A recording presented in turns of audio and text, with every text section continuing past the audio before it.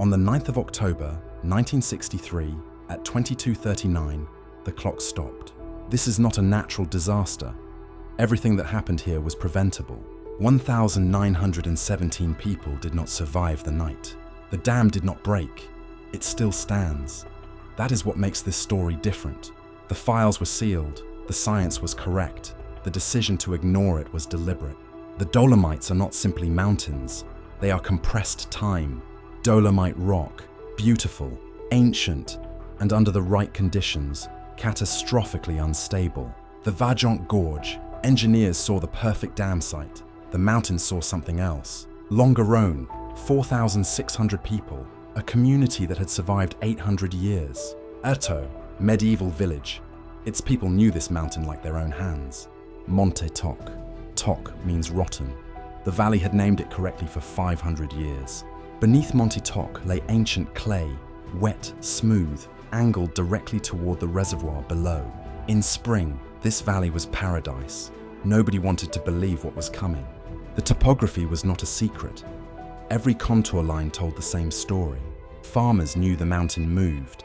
They didn't know it was about to be flooded. Sade, post-war Italy's most powerful energy company. They needed a dam. They found the perfect canyon. Carlo Semenza designed the tallest thin-arch dam in the world, an engineering triumph. Construction began in 1957, celebrated across Italy as a symbol of post-war industrial ambition. Completed in 1959, beautiful engineering, and surrounded on three sides by a mountain already dying, the press celebrated. Below, the clay layer sat wet and patient, waiting for the water. When the reservoir filled, the water began its conversation with the mountain. The mountain responded immediately. The moment water rose, instruments moved. The engineers recorded every millimeter. They wrote it all down. Müller, rock mechanics professor, assessed Vajont in 1960. What he found alarmed him deeply. Müller's report was explicit. Filling the reservoir risked a massive landslide. He put it in writing. Edoardo Semenza, son of the dam's designer, first mapped the ancient slide beneath Monte Toc. He mapped 240 million cubic meters of unstable rock on clay above the filling reservoir. The slope was moving. The company knew. They managed the information, not the mountain. November 1960, 700,000 cubic meters fell into the reservoir. Sade called it controlled. They continued filling. The instruments recorded a wave. Erto was flooded. Sade resettled some families. Longarone was not evacuated. Families moved. The mountain rested.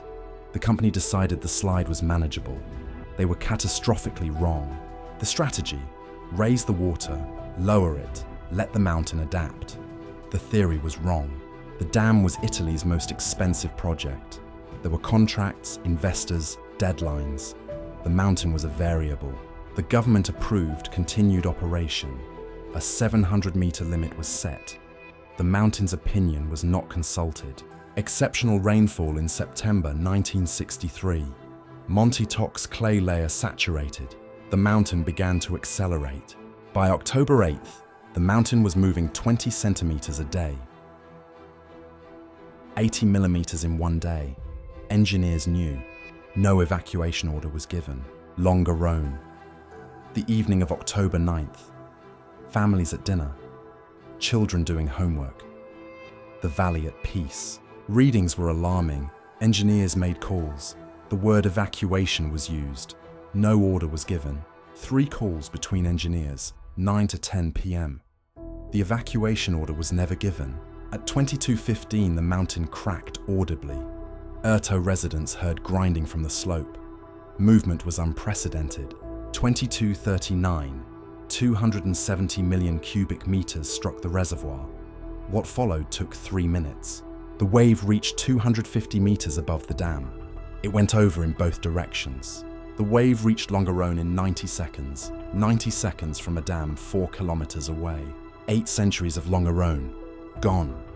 Fewer than 300 of 4,600 survived. Rescue teams found a landscape without landmarks. The valley was silence and grey mud. The dam was undamaged, exactly as designed. No technical failure, only a human one. Hundreds survived on high ground. The valley floor left no survivors. Survivors described a deep thud, then a roar, then silence, then screaming, then silence again. Recovery took weeks. 1,917 bodies were recovered. Some were never found. The Prime Minister came. The world looked at the grey mud and asked, who knew? Chisapiva, who knew? The Italian press asked within 24 hours. The answer was devastating. Investigators arrived. What they found was not a mystery, it was a documented trail. Every warning was written down. Every memo still existed. SAID had kept everything. Post-event analysis confirmed everything pre-event analysis predicted. Their science was correct to within 4%. 30 centimeters of clay, saturated by water. The mountain had no more grip. Trial in L'Aquila, 1968. 5 men charged with culpable homicide. 3 years to verdict. Not an act of God. Men with full knowledge, who chose not to prevent it. 3 guilty in 1971. Sentences of 3 to 6 years, most absorbed by amnesty. Compensation, verdicts, never the words, we knew, we were wrong, we are sorry. New Longarone, same valley, new buildings, a town carrying a cemetery beneath its streets. 1,917 names on white marble, youngest 3 days old, average age 31, families on one stone, parents and children, the same date, no one left to grieve. The dam stands, generates nothing, holds nothing, monument to the decisions that built it. 60 years later, a tourist destination, the valley's question you cannot unhear. 47 major dams in the Italian Alps, each monitored, each dependent on the right decision. 1997, Marco Paolini's Vajont performance, live on national television, 15 million watched. Italy did not sleep. Not a natural disaster. People with the power to prevent it chose not to, because it was inconvenient. September 20th, 1963, 19 days before, an engineer wrote, "The slope has deteriorated." The director's response, "See me, never sent." Found in the flooded site office, already too late when typed. Clay, 30 centimeters thick, saturated by water. The mountain had nothing to hold it. They had calculated it. The numbers said, when the reservoir fills, the slope fails. Casso was above the wave. Its people watched, like the end of the world from a balcony. Erto's upper village survived. Its people spent decades fighting to return to their homes. Italy nationalized electricity in 1962. The dam became state property, 10 months before the disaster. The government approved operations knowing the slope was unstable. The political decisions were equally documented. The original register was gone, reconstructed from survivor memory, page after page, the same date. 32% under 18. 87% of Longarone's population died. Of 240 school pupils, 4 survived. The watermark is still there, 260 meters up. The mountain kept the record. Vajont changed dam engineering permanently. Reservoir slope instability became a required assessment worldwide, not entirely in vain. Since 1964, Vajont is taught to every dam engineer. The dead became the lesson. All 5 convicted were mid-level. Those who set the policy were not among the defendants. SAID ceased to exist. Executives retired. Some received honors. Some lived into their 80s. He was correct in every detail. The company had his report since 1959. The valley is beautiful again. Tourists visit. No one can imagine what moved through here. Required by law now. Every section exists because of what was not done at Vajont. RAI holds footage from the first 72 hours. Much was classified. Some remains unreleased. 340 testimonies collected between 1985 and 2000. Many waited decades to speak. 1,800 hours of recorded memory. 61% of survivor testimonies independently arrived at the same conclusion. They knew and told us nothing. The forest returned. The unstable mass is gone. The mountain is stable now. The dam is deteriorating. No one maintains a structure that serves no purpose. Everyone knew. Under oath, 1969.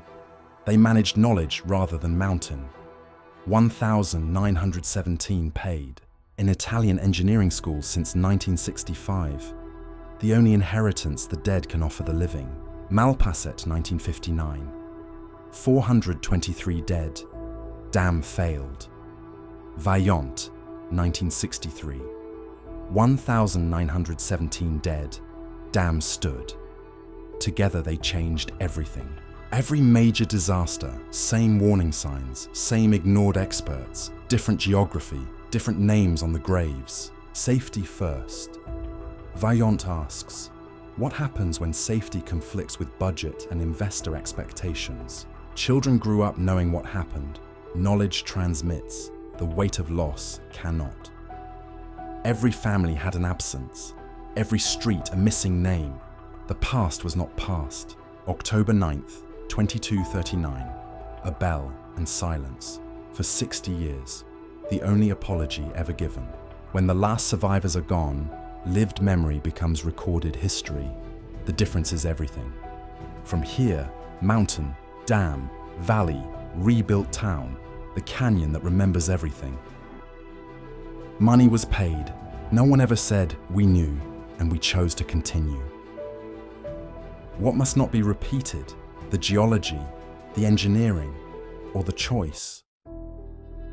The mountain was moving. The water level was maintained. There was only a decision. The dam stands. Monument not to what was built, to what was decided. The river still flows below the dam, to the sea. The water simply continues. Wolves returned in the 1990s. They know when the ground moves. The scar is greening. The mountain will carry its history inside, invisible and permanent. The dam stands. The question remains, what we choose when we know, the only question.